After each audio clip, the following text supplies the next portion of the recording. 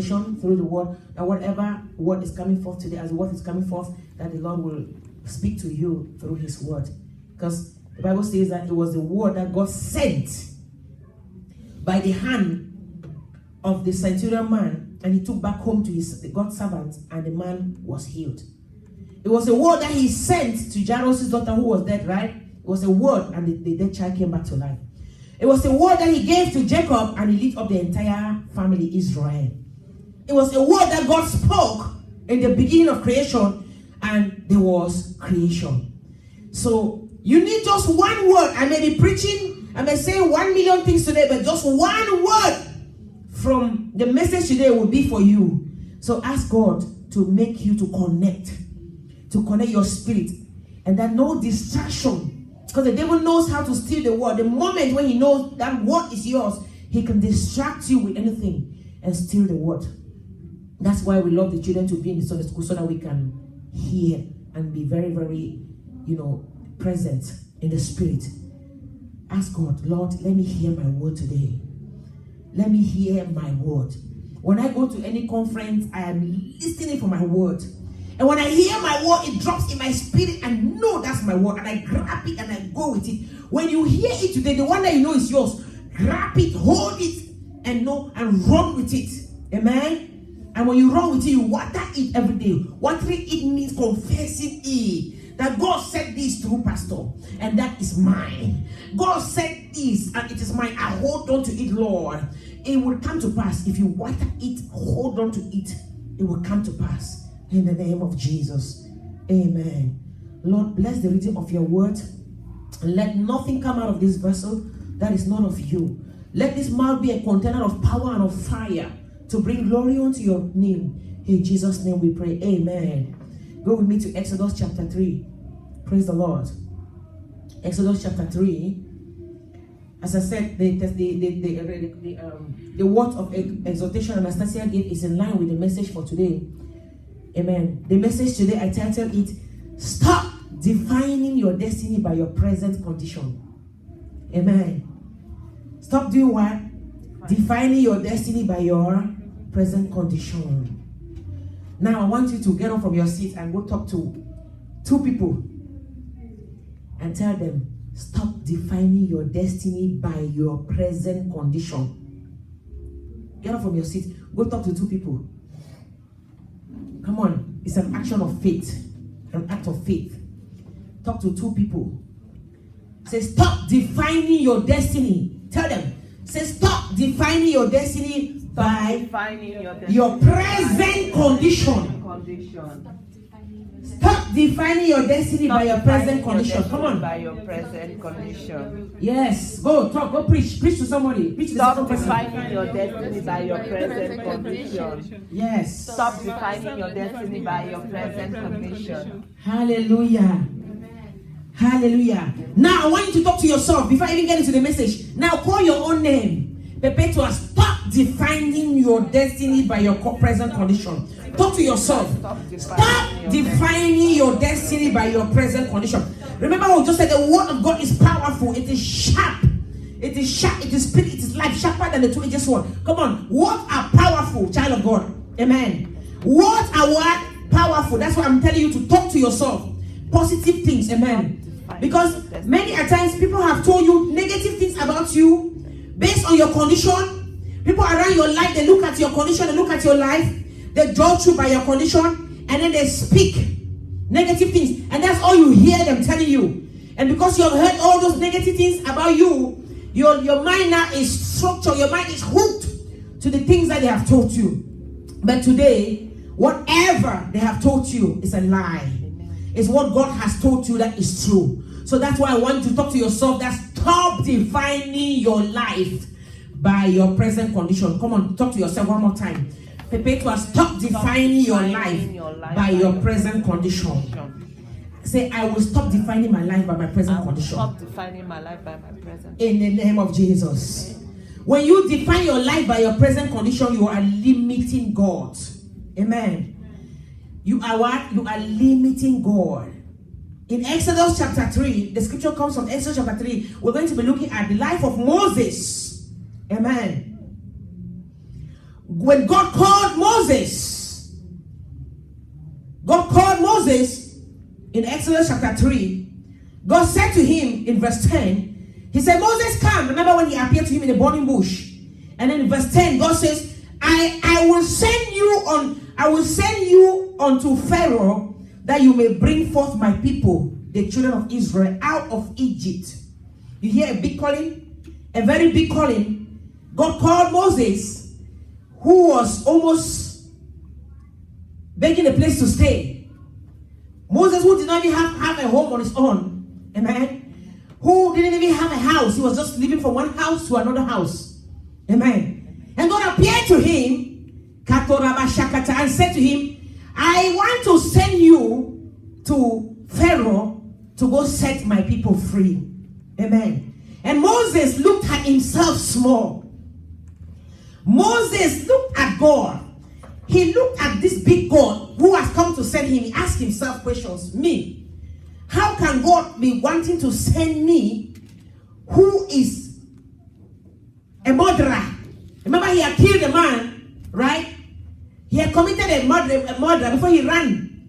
And he was living in his father-in-law's house, Jethro. He had no place to go. He was begging. He was a refugee in another country. Amen. Amen. Begging for a house to stay. Could not even pay his own bills. Living in a woman's house. Amen. He looked at himself. He disqualified himself.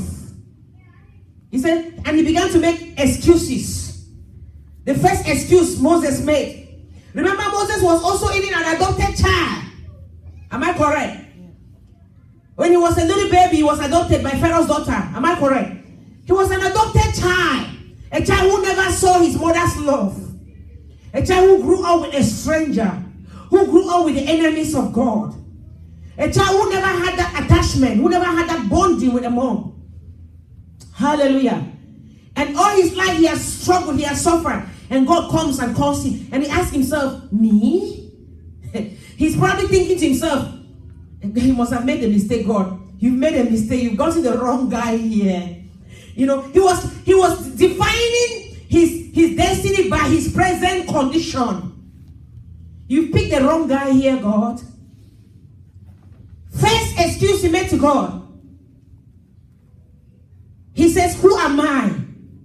He asked God that question in verse 11. He said, who am I that you should send to Pharaoh? Who am I? You see what I'm saying? So he limited himself. Child of God.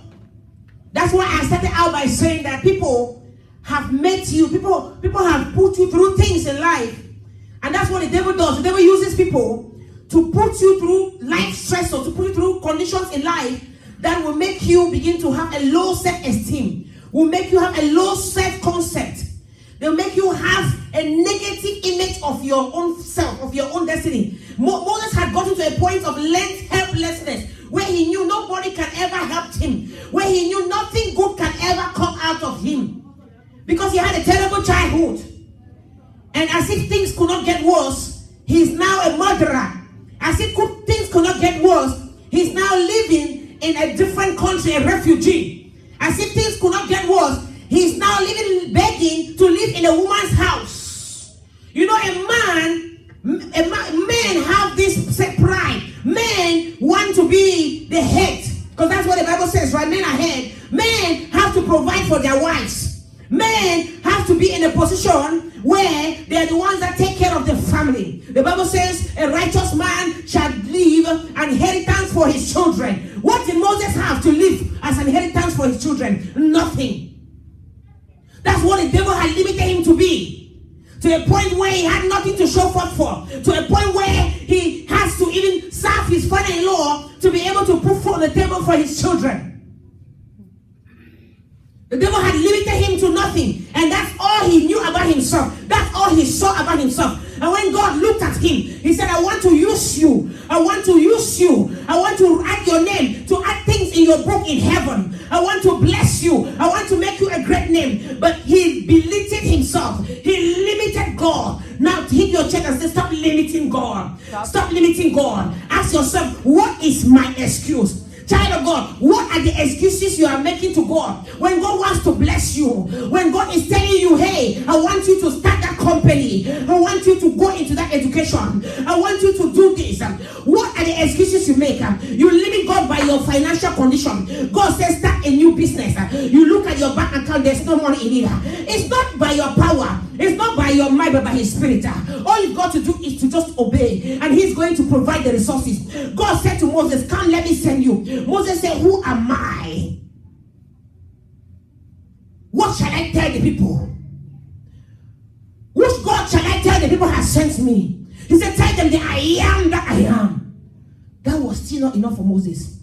I like Jeremiah. You see, Moses was a man of so horrible self-esteem. And Jeremiah, when God called Jeremiah, he asked the same question. He said, I'm a small child. Who am I that you want to send? But when God told him, and when God insisted and showed him who He is, Jeremiah submitted. He humbled himself. And he said, yes, Lord, send me. He accepted. But you come and see a man, Moses, who is wrestling with God. Today, whatever the devil has made your mind, whatever the devil has made you to believe about yourself, that thing is leaving you. Amen. I said that mind is leaving you. Amen. That negative self-concept is leaving you. That inability is leaving you. In the name of Jesus, you will come out today believing, trusting God, that God can do great things with you. The Bible says God does not call the rich. He calls the poor to confound the rich. Hallelujah. He calls the poor to confound the rich. He calls the weak to confound the strong. You may be weak and you're looking at yourself. How can I go and talk to the rich, to the strong? Oh, God is going to use you to confound the strong. The Bible says that the race is not what? It's not for the swifts. You may be weak today. God may be calling you today and assigning you to go do something great for your own life. And you're looking at yourself like you're unable to do it. You're looking at your resources, and they're not enough for you to be able to go and do that thing that God is calling you to do. Or maybe you're looking at your age mate. Maybe you're looking at the people you started out with at the same time who have accelerated, and you're looking at yourself, am I ever going to catch up with them? Stop comparing yourself to them. Stop looking at where they have gone. Hey, the Ecclesiastes 9:11 says that the race is not what? It's not for the swift, neither is the bread for men with understanding. The battle is not also for the strong. Oh God, it is not for the strong. Riches is not for men with understanding. The bread is not for people with wisdom. Favor is not for men that have skills. But time and chance happen to all. Say, it's my time. It's my time. It's my time. It's my time. For acceleration. For acceleration. It's my time. It's my time. For acceleration. For acceleration. I will overtake. Those those that have gone ahead of me. that have gone ahead of me. God can take you in 1 second and make you a great name. What is your excuse? His first excuse was, who am I? God is there bargaining. Oh, imagine this big God. He's there. He's not even angry. He's a God who is slow to anger. He's not even walking away from him. He continues to try to convince Moses. And that's what God has been trying to do. He's been trying to convince you and I to believe in ourselves, to believe in the things that we can do, to believe in the things that He can bring us, the places He can bring us to. Remember what we just saw in Jeremiah chapter 1, when He said that before you were formed in the belly, I knew you by your name, and I ordained you a prophet. He's waiting. He's been patient with us. He ordained you a great woman, a great man. But the enemies are fighting. They've made you feel like you cannot be that great thing. Don't join them and be making excuses and believing in what they have made you to be. Don't limit God. Second excuse Moses made, he said, they will not believe me. Amen. He says, who am I? And then when God confirmed to him, God convinced him and told him who He is, that I am the I am that I am. I will be with you. He said, this will be a token. This will be a token. God told him to throw the rod in his hand to the ground. And He says, the token is that I will be with you. And you will bring forth my people out of that Egypt. He said, God, they will not believe me. Think of yourself in Moses' condition. Put yourself in Moses' state, a shoe. What are the things that you are making excuse about? I've been asking myself this question too as the Lord was giving me this message. What are the excuses you make to your own self? You know in your own mind, God has told you, God has given you a vision. But situations have made your life contrary to the vision. Because of adversaries. And you no longer believe in your vision. What is it that you are saying to yourself? Moses said, they will not believe me. They will not believe me. So he's already like spoken into his future. If I go, I will not succeed. If I go to that court, the judge will not believe in me. If I start that business, nobody will even come to buy. They will not believe me. You speak into your future negatively. They will not believe me. If I go to tell them that you have sent me, they will not believe me. What is it that you are telling yourself that you know it's wrong? What is it that God has told you to do? Nakola masikata. That you are looking at you based on what you know you are facing right now. Nobody will like me even. Nobody will even respect me.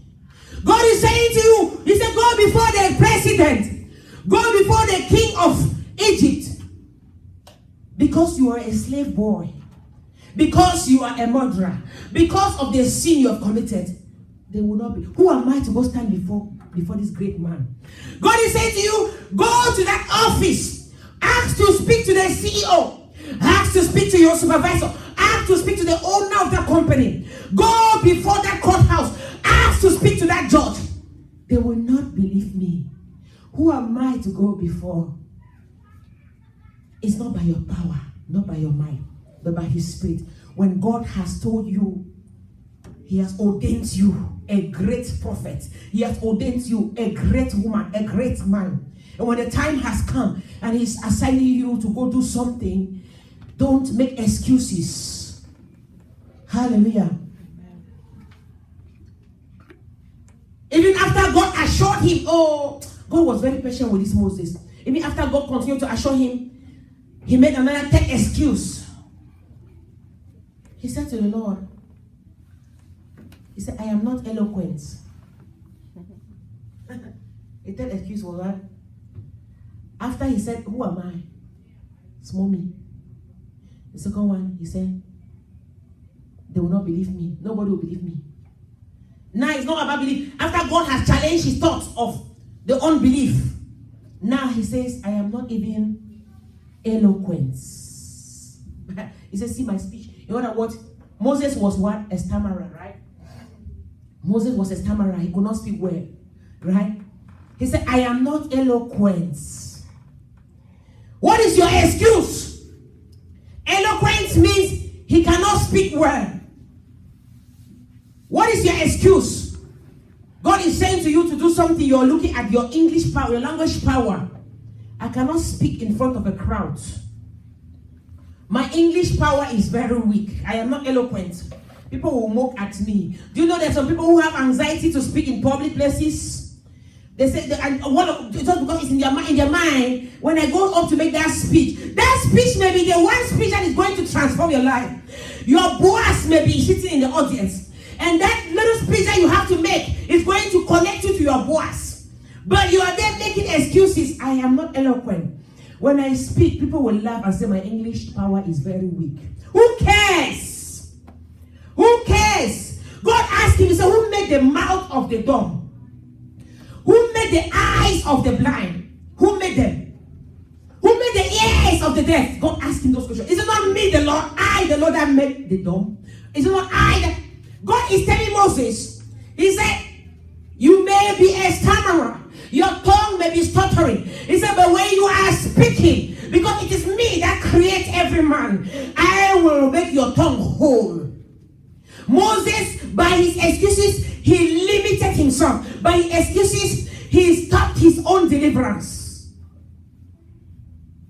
Had Moses gone and and began to speak, I bet you Moses' tongue would have been straightened.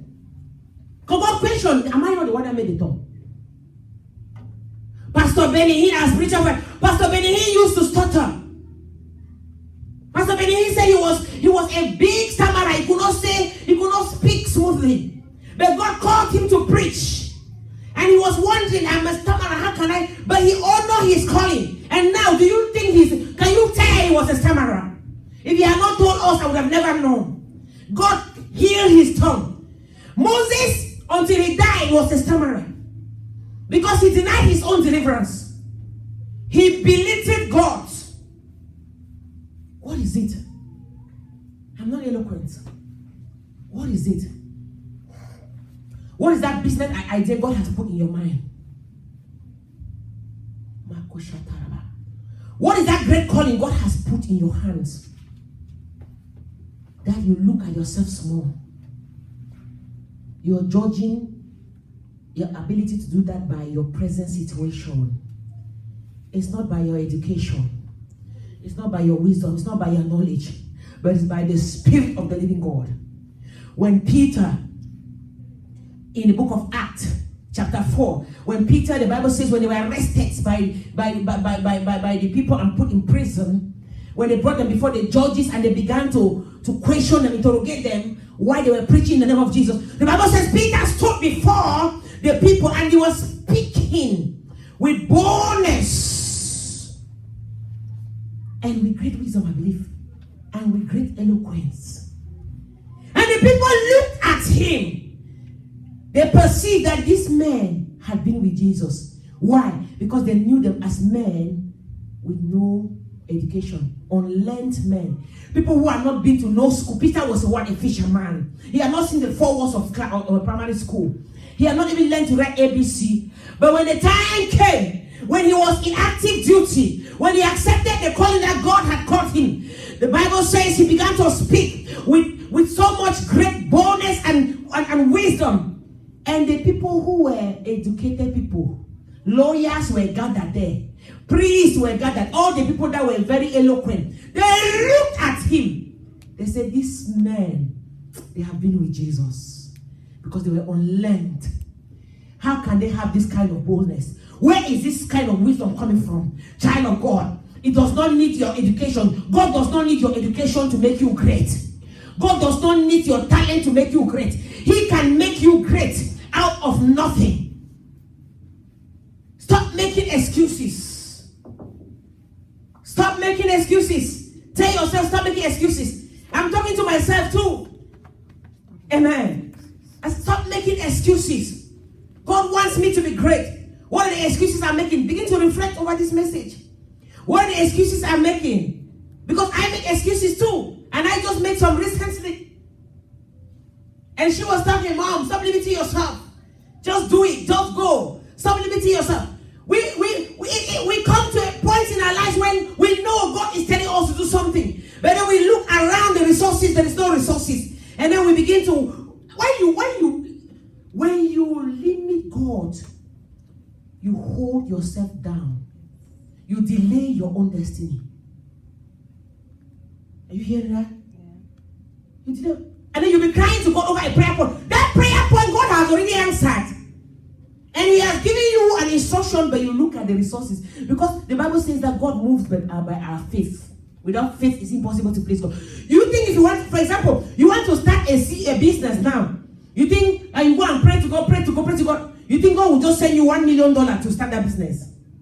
Then you will not give him glory. There's no faith. You don't need any faith anymore. Yeah. You don't need faith. And without faith, it's impossible to please God. God will make sure before he answers you, there's no money in your bank account. Maybe just $10. Maybe just $100. I met the pastor across. I was sharing with you. I met the pastor across, and he was telling me his own testimony. How when they used to be in the secondary school, elementary school hall for 6 years. And how God began to shut the door because they were believing God for their own building. And how God began to shut the door in the elementary school. And when the time came, God showed them the place. Which is this place opposite? That was their church. he looked at his pocket. Hey, the amount they gave him for the building. Hey, what they had in the bank account was not even half. He looked at the pocket. But it's a man of faith. He trusted God. He believed in God. God will not give you the resources you have before giving you the project. God will give you the project. God will give you the vision before he gives the resources. Because he wants you to move by faith. So he can take the glory. And at the time that, when the time came for them to do it, when he engaged in the process, and the moment the time came for them to finish the process, the mortgage price for the building dropped down by more than 100 million, right? It dropped down to the level where they were. That's how they got that building. Somebody say faith. Faith. Say faith. Faith. Say faith. Faith. Say faith. Faith. I don't know what vision God has dropped in your heart to do. You're limiting God. You're limiting God. Where you are, you're limiting God. Don't look at the resources. When Jesus and Mary, they went to the marriage ground, what happened? There was no more wine. Jesus said to them, he said, fill the pitchers with water. Mary, the people might have looked at him as stupid. Mary looked at them, he said, whatever he says, do it. Just do. And when they fill the pitchers, thank God for the mother. Thank God they had somebody there to encourage them. Because they could have questioned Jesus' instruction. But when they obeyed by faith, they carry water and fill the pitchers. The Bible says it became the sweetest wine of the ceremony. When Naaman, who was sick of leprosy, he went to the prophet Elijah for healing. Elijah said to him, go dip yourself in the River Jordan 7 times. He looked at him. I thought you would lay hands on me and pray for me to be healed. Go to that dirty River Jordan. What he says to do, don't limit him by your resources. I'm talking to somebody and I'm preaching to myself also, and very much. This message is very much for me. Don't limit God by your resources. That creative idea he has deposited in you, that vision he has deposited in your heart, child of God, go for it. When you get there, the door will be open. Don't look at the door that is an obstacle before you.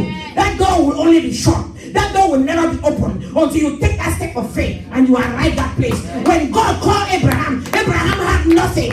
God said to him, he said, come out of your father's home and I will show you a place where you shall go to. A place that I shall bless you. A place that I shall make you greater. And the nations of the earth shall also be blessed through you and your children. Abraham left the father's house with nothing. He followed God, didn't know where he was going. He just followed. Child of God, many times we remain in lack. Many times we remain in unanswered prayers for many years because God has already answered. He said move, and we are not moving because we want him to bring the resources first. Don't look at the resources. From this day forward, I push you forward. Amen. I push you forward. Amen. I push you beyond your doubt. I push you beyond your own ability. I push you beyond the strength that you're depending upon. Depend on the strength of Jesus. When Abraham went, he became great. After he left, that's when God began to show him what to do.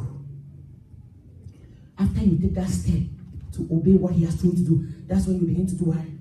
To see where he's taking you to. What is your excuses? Ask your neighbor, say, what is your excuses? What is your excuses? What's your excuses? What is your excuses? What is the excuses? You know the prayer points you have made to God. You know. I know my prayer points. What has God told you to do and you're making excuses about? Amen. His last excuse again, after he complained about not being eloquent, the Bible says he ended up telling God, he said, please God, he said, find you somebody to use. So Moses outrightly denied to be God's mouth. God said to him, I will be with your mouth. You may not be eloquent, you may not be able to speak, but I will be with your mouth. Hey!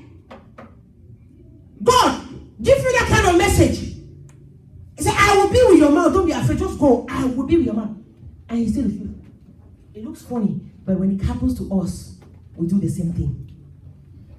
When we read it, we see that Moses was very stupid. But when it happens to us, we do the same thing. I will be with your mouth. He ended up denying outright. He said, God, find you somebody to use. Just leave me alone. He said, find you somebody else to send. And then the Bible says that God got angry. The anger of God waxed hot. So when you continue to make excuses, child of God, the Bible says our God is slow to anger. But guess what? It comes a time when he gets angry at us. You know why he gets angry? Because he wants to bless us. You know why he gets angry? Because there are so many people whose destinies are tied to your destiny. There are so many people that God wants to bless. There are some cry in your country. There are some cousins and some nephews and some brothers and sisters in your country. There are some children, orphan children, who are crying for God to bless them. And God has ordained you to be the resources. And because you don't have, you can't be a blessing to them. Are you hearing that? Because God, the cry of Israel had reached God. And God wanted to bless them. God wanted to bring them out of bondage. But they're coming out depending upon Moses' acceptance of his calling. God will not use anybody else but Moses. He had chosen one. He had ordained Moses to be the one that will deliver the people. So his denial, his consistent denial, was an insult to God. God got angry. When you consistently deny to honor your calling, when you consistently deny to do that thing that he has called you to do, you are insulting him. Listen to what happened. Moses suffered as a result. When he questioned, when he said, God, use somebody, God looked around and said, okay, let me take his brother Aaron to be his helper. Let me not go far away and bring an outsider. God brought who? Aaron. Aaron was Moses' big brother. Amen. But that was an error. Somebody say error. Aaron was an error. Say Aaron was an error. Aaron was an error. When you live in God, he brings in somebody to help you, but you will suffer the consequences at the end. Aaron started out as his mouthpiece. Aaron started out as an interpreter for Moses. God said, okay, your brother Aaron will interpret. Because God will not speak to Aaron directly. It's you I have chosen. Because it was ordained like that. So I'm going to still speak to you. Since you don't believe in yourself, you can now tell him slowly. You will remain a stutterer. Go. When he could have spoken, he would have been healed. You will be telling him, and then he'll be telling Pharaoh. You hear? So Aaron now became his mouthpiece. He started out like that. But at the end, Aaron became the priest. Aaron eventually became Moses' priest. Remember that both of them were Levites, so they were all Levites. You deny. You took your own brother. Sometimes, what am I saying? Sometimes when you deny God, when you keep making excuses, God will bring somebody around you now to push you to do the thing that he has caused you to do. But guess what? You will suffer the consequences. That person, because you think that people who help you, you think that, let me tell you something about human beings. If you don't know that yet, because we have been there a lot. When you bring people to help you, that God has not asked you to, when you deny, you limit yourself, God allowed those people to come into your life. They will be helping you because God wants them to push you to your destiny. But they'll take advantage of what they're doing to you. They'll walk over you. Because see, if I'm helping you to do whatever you need, I'm helping you. I need you also to submit to me, right? Most people are like that. When they're the ones helping you to give you right, when God maybe would have already given you your own car, when they're the ones helping you to go buy you grocery, when maybe you could have, I'm just talking about small example. They will make you work for them all your life. You owe them all your life. Aaron was working for Moses and he became eventually Moses' priest. Somebody say error. Somebody say error. One error. One thing that Moses saw, one consequence that he suffered was that in Exodus chapter 32, Aaron destroyed his congregation. You see that? Remember in Exodus chapter 32, Moses went up to Mount Sinai when God called him to give him the 10 commandments for 40 days. When he went and he never came back on time, what happened? Okay, the people know that Aaron is the interpreter now. They know that Aaron is the helper. And the devil knows that Aaron is not as strong as Moses. So the devil waited when he has gone and he has delayed. He used the people. He said, make Aaron to make them a calf. Make them, in other words, make them another god. Because that's all they had learned in Egypt. Aaron made them, he said, bring your earrings. They brought, he made them what? An image. And they began to worship. They were all naked there, doing all kind of evil things. Worshiping another god. God saw it from heaven. He was angry. He sent Moses. He said, go and see what Aaron has done. The person that you call, when I call you, you refuse. Your helper, go see what he's doing down there. God got angry until God wanted to kill the entire nation. Moses cried to God. God heard him and gave another instruction. Moses came down with that anger and did what? And broke the 10 Commandments. You see? After 40 days, you see, you delay your own life and you delay other people.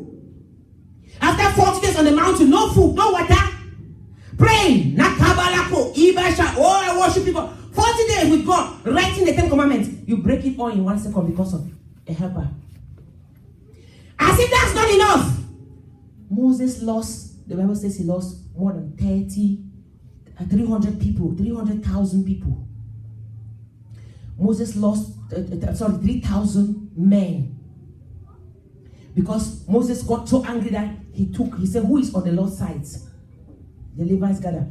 He said, those who are not on the Lord's side, they gather. The people who have chosen to worship God, they gather. On the other side, Moses asked the Levites to slaughter them. 3,000.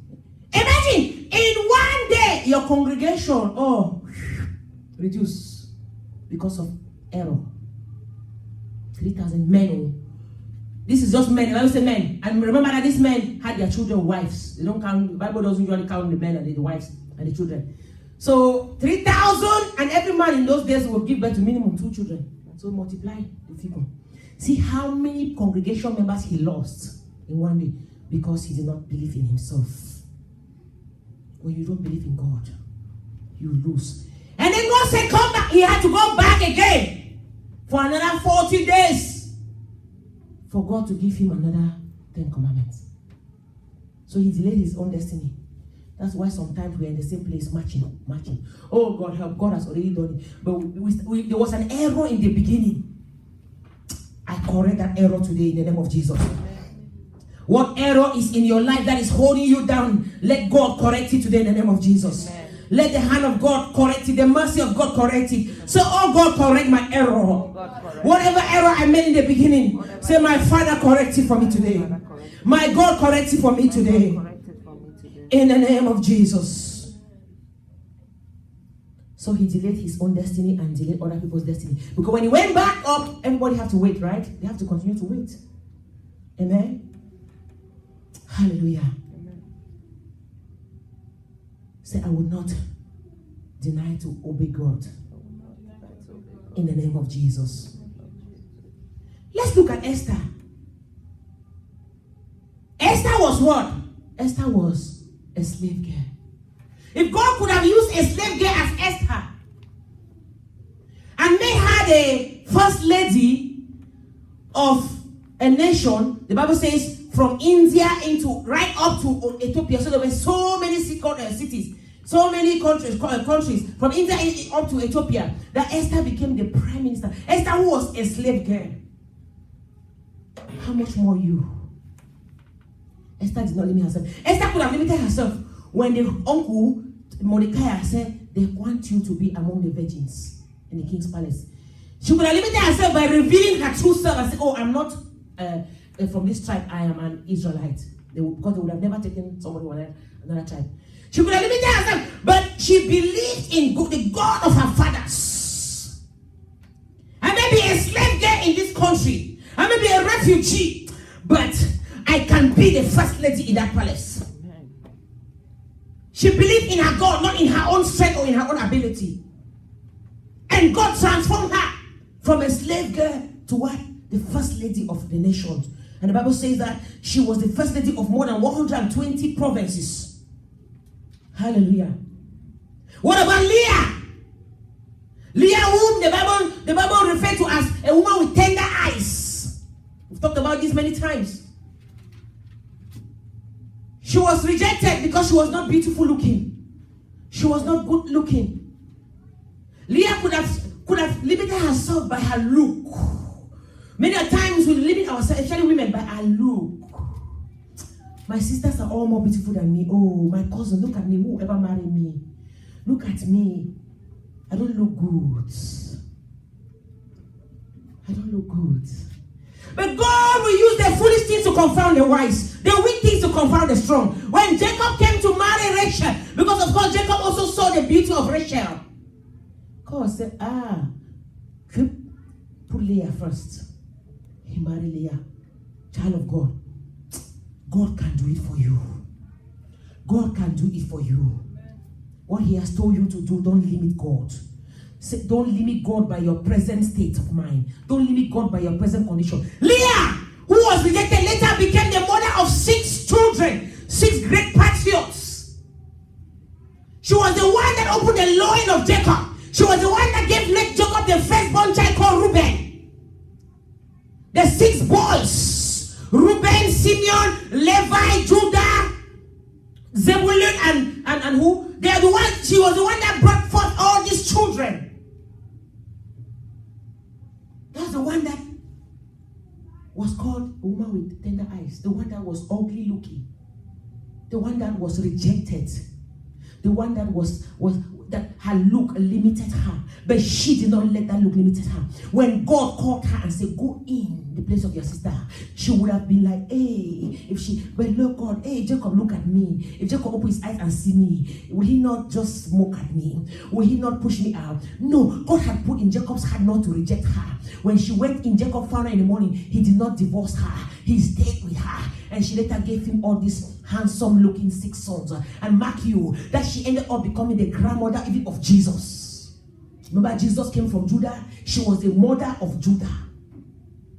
The one that was rejected. She became great. God, I'm talking to some people who are weak in the house. I'm talking to some people who are poor in the house. Don't limit God by your weakness or your poverty. God is going to make you great. He's going to use you to make you great. He's going to turn your condition around. What about Ruth? What about Ruth? Ruth was a Moabite. She was not even an Israelite. When Ruth came back with Naomi back into Bethlehem, Ruth even had no food to eat. Ruth was a stranger into another country. Had no food to eat, and the people they hated her because she was a Moabite. But she stood with Naomi. And she went out, she was gleaning. Gleaning means they didn't have food. She was gleaning after the people when they went to harvest. She would go after them and just glean and glean to come home for them to eat. And God made the great man, the Bible called Boaz, a man who was very mighty in wealth, saw her and fell in love with her eventually. God used Ruth. Naomi said, go lay on his feet. In the night, she would have been like, hey, a Moabite like me. My God. Who am I? She would have been like, Moses, who am I to go before this great, mighty man of wealth? Boaz was one of the richest men in the cities. Boaz was the relative of Elimelech, Naomi's dead husband. She would have questioned like Moses, who am I to go before this great man? Some of you, when God presents your husband, when God gives you a picture of a graphical representation of your future, of your destiny, you look at yourself, you say, this mommy, it's not true. Prophets have told you, men or servants of God have told you how great you are. It's not true. When I went to Israel for my first time, I met people in the bus on the bus that told me how great I am. That was when I just accepted my calling. They told me I was going to preach in the last crowd. And I was just accepting my call. I was like, wow, really? And this is the last crowd. But guess what? I am still holding on to the prophecies. Because I know that it's not me that is going to fill the church. It's not me that is going to make that great place. It is God in his own time. Time and chance happen to all. As long as you don't give up, as long as you don't deny, you keep believing and trusting him, he's going to do it. He's going to do it. You may not be where you are, but you're going somewhere. You're going somewhere. There was a centurion man in the book of Acts chapter 10 who was crying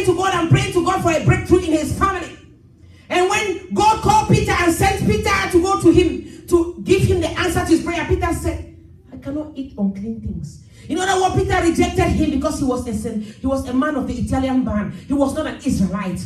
He said, I cannot eat with the unclean things. God said, who are you to call something unclean that I have made clean? Oh, God is not respecter of any person. He was a centurion man. God sent Peter to and blessed him. So who am I to call something uncommon or unclean when I have cleansed it? When I have chosen it? Why are you letting yourself, why are you calling yourself uncommon? Why do you let the devil make you to believe that you are uncommon? You are not an uncommon child. You are a great man. You are a great woman of God. You have a great destiny, a great place to go. Trust God. Keep your eyes on God. Focus on God. He's going to bring it to come to pass in your life. When I was a little girl growing up in Cameroon, I used to look at myself as, because I grew up in a very, very, well, in a home of like six of us, and six of us, and we always had family members coming in and out, always. Family members came in, always. So we always had someone in our house. And our house was just 2 bedrooms. Imagine more than 7 of us in 2 bedrooms house. Amen. My mother was the sole breadwinner of the family. Life was not easy. I used to go around the city during holiday times selling granola, selling chin-chin, selling eggs, just to be able to buy my school books and help my mother to pay my school fee at the age of 10. Oh, my neighbors, my friends in the neighborhood, they used to laugh at us because we used to eat mostly rice because it was the cheapest food. They used to look at us, and there was a time I remember they bullied me. They began to call, it was so hurtful. They called us rice eaters. And I cried. It was so painful. And but I always had this dream of going to America. As a little girl, I always saw myself in America in the dream. And when I shared the dream, people were laughing. Just like they laughed at Joseph. Where am I today? If I was looking at my condition, if I was looking at where I was growing up in, I would have never believed that God was going to take me to America. But every time I dreamt it, I believed in it. I did not know how it was going to happen. I never knew how. My mother could not afford. There was no resources. But God did it in his own way. And he did it in his own time. And those people that were mocking, they are still there in Cameroon now suffering. There was a time I even sent all of the money. Hallelujah. Trust your God. Trust your God. There's greatness in you. You may not see what God has for you in storehouse. But all you know you have to do is when he tells you to move, just move. Because if by so moving that he's going to bless you. He's going to bless you. There's greatness in you. When the trip in Israel I was just talking about, when the bus of more than 70 seaters and the captain of the bus, because it was Benny Hinn's ministry, I found favor in the eyes. Because every morning somebody will have to pray on the bus. She will ask who wants to lead the prayer before the bus takes off to the site. And one day, she just, I ministered, and the power of God fell on the bus. As a young minister, I had just started ministry. I was just accepting my calling. The power of God fell. And everybody said, Pepsi should be leading the bus. And from that day, I led the bus. We were in Israel for almost 3 weeks. I led the prayer on the bus until we came back from Israel. This is me. And I asked myself, hey, God. Because let me tell you something, there's greatness in you that you don't see. God has put it. But if you obey him, he's going to bring it out. He's going to bring it out. The other day, we went to a conference. I remember Dr. Howard, pastor that he sent, that became a minister to us here. We met Pastor Chris, one of the other leaders of his ministry. He was ministering in one of the churches that I used to go to, where I actually received Christ. So Pastor Chris just texted me randomly. I didn't even know he has my number. He just texted me. He said he's ministering in the Church of Living God. I was like, oh my God, that's my family, that's my home. That's where I received salvation. So we went there. And after service, went up to greet him. And I introduced myself. I said, this is Pastor Perpetua. And then he looked at me. He said, Pastor Perpetua. He said, of Perpetua Seeds of Righteousness Ministry. I was like, oh my God, how did you know? He said, the Holy Spirit. And then he was like, you are on Talker Lane. In the building there. This is a man of God who travels around America preaching from church to church. Preaching the name of my church. Remembers even my address. How? He said, he just smiled. He said, the Spirit of God. And I was like, wow. That just shows me that God is with me. God is with this ministry. God is seeing everything you are going through. For God to give our name of church to that man, a great man of God like that, remembers us. It was my motivation. It was my edification. It was my lifting up. That God knows. So no matter what you are facing, God knows it. God is with you, child of God. He sees it all. He understands it all. All you have to do is when he tells you to move, just move. Don't limit him. Now we are going to pray. Don't limit him. Say, I will not limit God. I will not limit God. He knows your name. He knows your thoughts. There was a song I wanted us to sing, but it looks like it's not ready. He knows everything that you go through. Rasta said, just give me a worship song. He knows we have a maker who has formed your heart. Before even time began, your life was in his hands. He knows your name. He knows your every thought. He sees every tears that falls from your eyes. He knows it all. He knows it all. But your own responsibility is not to make excuses. He wants to bless you. He wants to bring you to the place of your expected end. Don't limit him by your condition. Don't limit him by your situation. Don't limit him by your resources. He is your resource. He says, I will supply all your needs according to my riches in glory. God cannot give you an assignment without equipping you. He will equip you with what you need to get to that expected end. He will equip you in due time, and that time is now. That time is now. Don't limit yourself. You are a great woman, a great man. The people that have seen you suffering, the people that have seen you in lack, in pain, they've seen you going through tears and tribulations and trials. They may be judging you, they may be condemning you, they may be limiting you to your condition. But I want you to know that Jesus knows your name. Like when I met Pastor Chris, he knew my name, knew the name of my church and my address. I was shocked. That shows me that God knows where we are. Everything we come and do here, he knows, he sees. He sees your labor in his vineyard. He sees you every effort you make. He sees it all. But when he comes to bless you, don't limit him. Moses had been crying for so many years. And when he finally showed up, he did not believe in himself. When God shows up to you, he shows up in a big time, in a very big way. I hear the Lord is going to show up for one of you, some of you in a very big way that will blow up your mind. It will blow up your mind. And you will not believe like Moses. You will not believe that it is God. But child of God, be ready in season and out of season. Open your heart and just receive it. Open your heart and make him know that you're ready for him to lead your steps.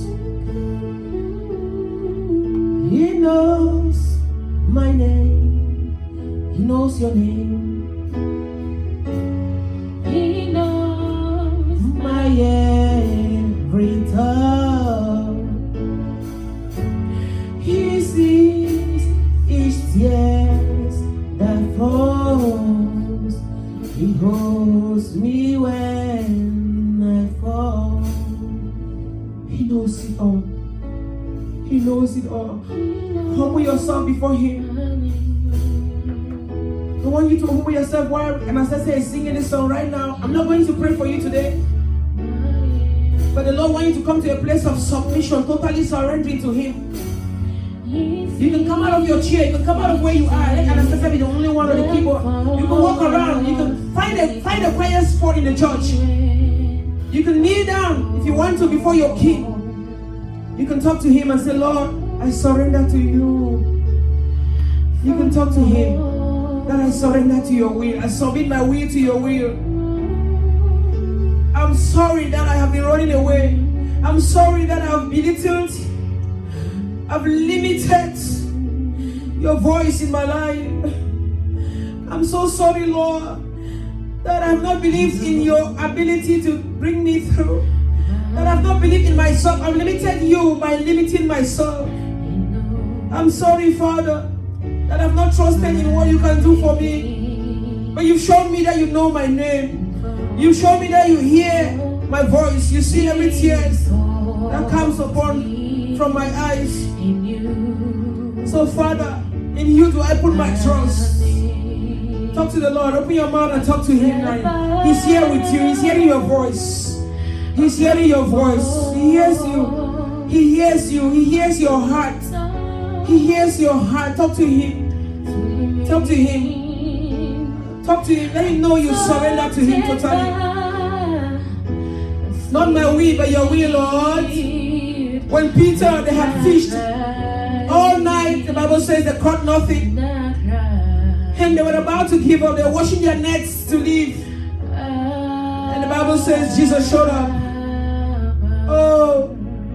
And he told them to, he said, go. They should go back with him again into the sea. And they went. He said, cast your net. After he had finished using their boat, cast your net again. They said, we have cast it all night and found nothing. Oh. They said, but not at my will, but thy will, Lord. And I want you to remember one thing, that fishermen, they fish in the night, because in the day, the fishes will see the nets and they cannot catch any fish in the day. That's why they usually fish mostly in the night. So it's dark, the fishes will just be moving blindly and enter in the net. But they had toiled all night, they caught nothing. Mark you that it was in the day that when they obeyed God, when they went back as Jesus told them, they cast their net, they caught many fishes until the Bible says that their nets were breaking apart. In the daytime, it doesn't matter what time of the day you are in. Don't limit God. It doesn't matter what condition you are facing. You may not have a house, you may not have a car, you may not have papers, you may not have whatever. God does not need all of that. He's going to bring them to come to pass. He said to you, cast your net again. Cast your net again like the disciples who cast their net in the daytime. Don't look at the sun. The Bible says in Ecclesiastes chapter 11, it says, cast your bread upon the waters, for you shall find it after many days. He said, don't observe the wind, because you don't know what direction it comes from. When you try to observe the wind, you will not cast your bread. If Peter and John, they were observing the wind, they were observing the weather, they would have never cast their net. They would have never obeyed Jesus, but they said, not at thy will, but thy will, Lord. And when they cast their net again, they caught. Doesn't matter what time of the day you're in. Doesn't matter. Just surrender to the Lord. Surrender your will to his will. Surrender your will to his will. Go back again. Go back again, and you will find fishes.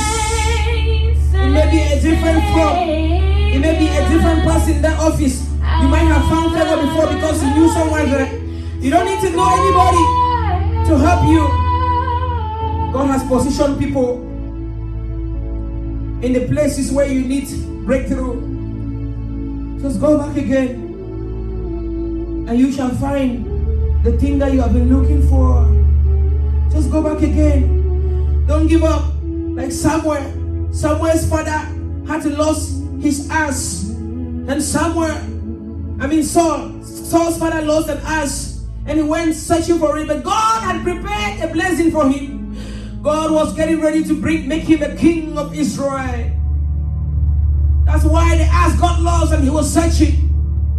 He went and he was about to give up right at the point of breakthrough. And thank God for the servant that was with him who said to him, don't give up. There's a man of God in this city. Let's go inquire of him. And they went further. He pushed one more time. Today I push you. Push yourself one more time. Push yourself one more time. Press on your faith. Press on your faith. Press on. Saul pressed on. And as he pressed on, he met Samuel, who died with him that day and later became the king of Israel. Press on your faith by surrendering to the will of Jesus. Lord, let your perfect will be done. Lord, let your perfect will be done. Lord, I pray for everyone under the sound of my voice. I thank you that you have given us this word to make us trust in you, to depend not on our own understanding, but to lean on your own understanding. The Bible says in Proverbs 3, lean not on your own understanding, but in everything acknowledge Jesus. In all your ways acknowledge him. Father, we know we have been leaning on our own understanding. We have been depending on our education. We have been depending on our own abilities to make riches, to make breakthrough in our lives, to bring wealth, to bring promotion, to bring success. But our success does not depend on our ability. It depends on you, Lord. Have mercy on us, Son of David. Have mercy on us. I pray for everyone hearing you through me today, that they come to that place where they totally depend on you, believing that you are able to perform that which you have told them. I pray against the spirit of excuses.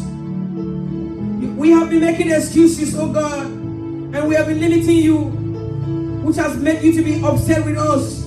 But Father, let your mercy abound. Let your compassion abound today. That as your people submit to you, you will bless them. You will use them as instruments of your praise to bring glory unto your name. Because your heart is to bless your people. For your word says that you desire for us to prosper even as our souls also prosper. You want to bless your people. I know you are hurting when they are in lack. I know you are hurting when they are in tears. I know you are in hurting when they are in pain. And you want to heal them. When they are in sickness, you want to heal them. You want to heal their finances. You want to heal their body.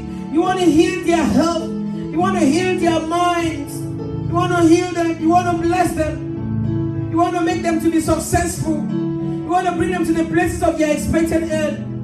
And so, Father, today, I surround them with the arm of God, the arm of mercy, the arm of grace and compassion, that you will help your people.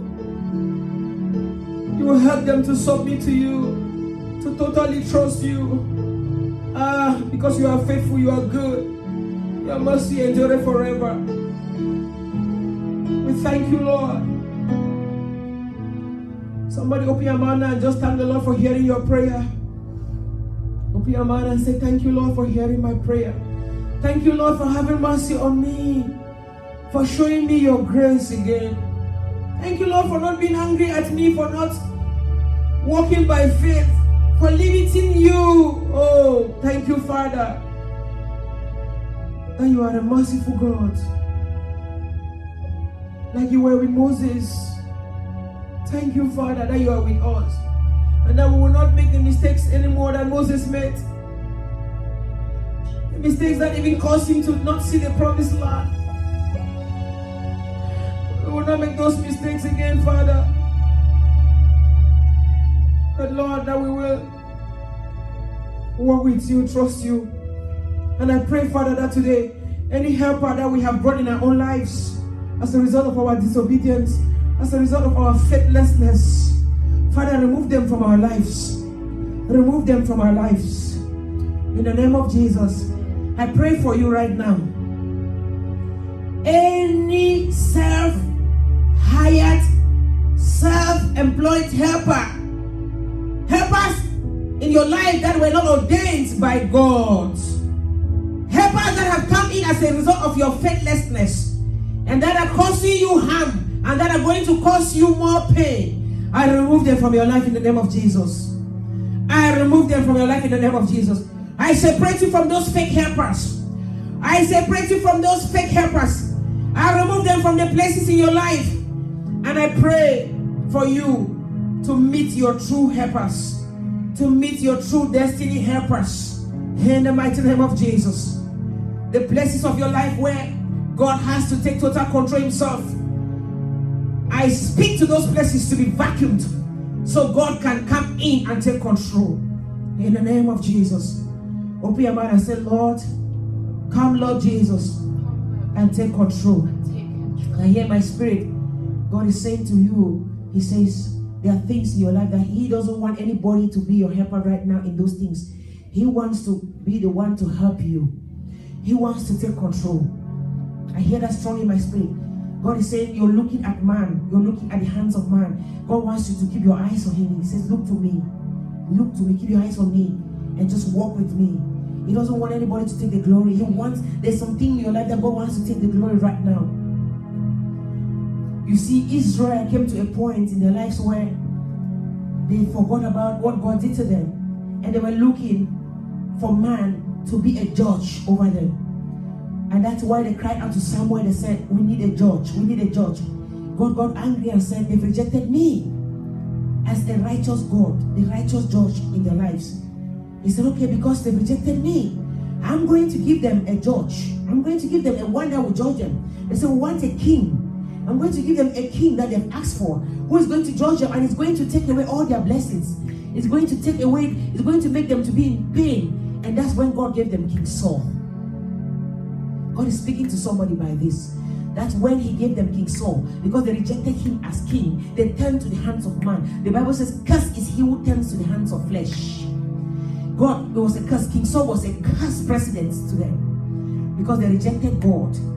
He said, I'm going to give him to you. He's going to be your king. He's going to take your lands. He's going to take your houses. He's going to take your horses. He's going to take your children. He's going to take your sons. They're going to serve him. I am your king and I am not asking you for anything. And you want man? And God gave them a king. And they were crying every day. And today God is saying to you, look to me as your only king.